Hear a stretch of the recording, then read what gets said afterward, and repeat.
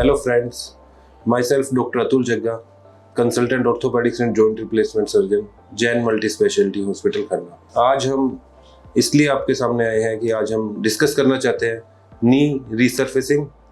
ये नी रीसर्फेसिंग क्या है, पहले हम इस पर डिस्कशन करेंगे और ये कन्वेंशनल नी रिप्लेसमेंट से कैसे डिफरेंस है, इसमें क्या डिफरेंस है, क्या एडवांटेज है, क्या इम्प्रूवमेंट है, इस बारे में हम डिस्कशन करेंगे। जैसे आज के टाइम में हम देखते हैं कि नी रीसर्फेसिंग की जरूरत कब होती है। सबसे पहले तो ये आपको समझना है कि जब आपके घुटने में गैप खत्म हो जाए, ये आपके घुटने की दोनों हड्डियां नजदीक हो जाए, जो नॉर्मल कन्वेंशनल लैंग्वेज में हम बोलते हैं गैप खत्म हो जाए, या आपको चलते हुए दर्द हो, या आपकी चाल बदल जाए, तो आपको नी रिप्लेसमेंट की या नी रिसर्फेसिंग की जरूरत होती है।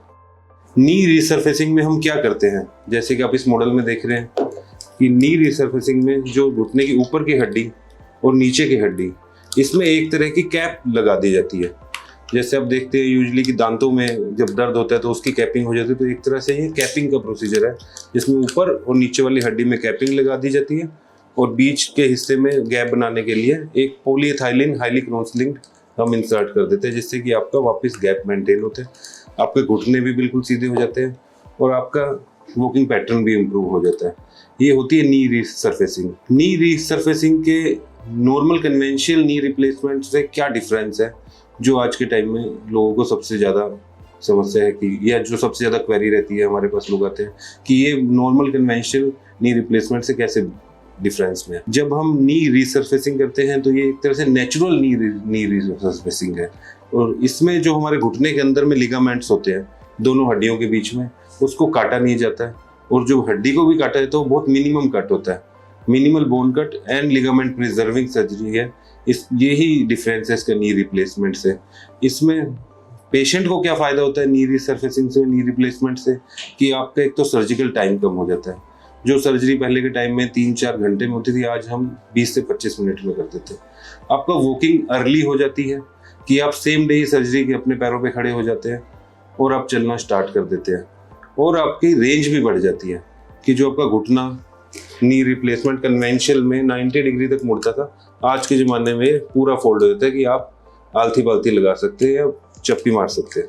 इसके अलावा नी रिसर्फेसिंग में अगर बोन कट मिनिमम है, इन केस लिगामेंट प्रिजर्व है कि आपको कभी लाइफ में आगे जाकर दोबारा सर्जरी की जरूरत होती है, कोई फ्रैक्चर हो जाता है या फेलियर हो जाता है, तो रिवीजन सर्जरी में काफ़ी इजीली हम इसको मैनेज कर सकते हैं। जो कन्वेंशन में अगर एक बार आपको कोई दिक्कत होगी तो उसको सही करना संभव नहीं था। तो ये बेसिकली दोनों का डिफरेंस है। पेशेंट को ये फायदा है कि उसकी वॉकिंग बड़ी इंप्रूव होगी, फ्लेक्शन इंप्रूव हो गया या मूवमेंट ज़्यादा होगी, और बहुत अर्ली मोबिलाइजेशन हो गया। तीसरे से चौथे दिन तक आदमी वॉशरूम जा रहा होता है, अपने आप अपने ही घर के सारे काम करना भी स्टार्ट कर देते हैं, और उसका चीरा भी छोटा आता है।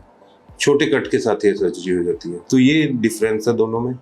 और नी रिसर्फेसिंग का जो मरीज है, अगर वो हमारे पास आएगा तो उसको सबसे पहले ये समझना जरूरी है कि वो जब भी आपके नी में पेन हो या आपके वॉकिंग पैटर्न में चेंज आ रहा हो, तो आपको सबसे पहले डॉक्टर से कंसल्ट करना है, एक्सरेज कराना है, जिससे आपको कंफर्मेशन हो सके कि क्या नी आर्थराइटिस है।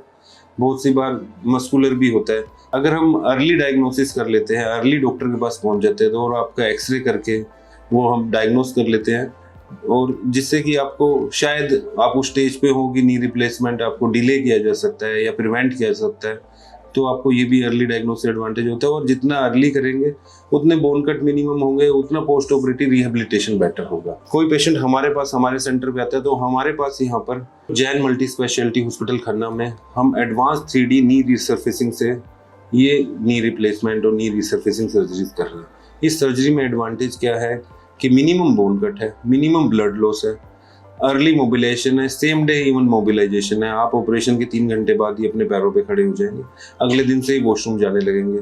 जो नी इम्प्लांट है वो हाई फ्लेक्सिबिलिटी के, जैसे कि आप आलती पालती लगा के बैठ सकते हैं। 5 से 7 दिन में आपकी मोबिलिटी बिफोर नॉर्मल हो जाएगी, इसका ही फायदा है। तो एडवांस 3D नी रिसर्फेसिंग में सबसे ज़्यादा एडवांटेज पेशेंट की ये है कि एक तो इम्प्लांट एडवांस है, टेक्निक एडवांस है, और आपका रिहेबिलिटेशन प्रोसेस बहुत फास्ट है।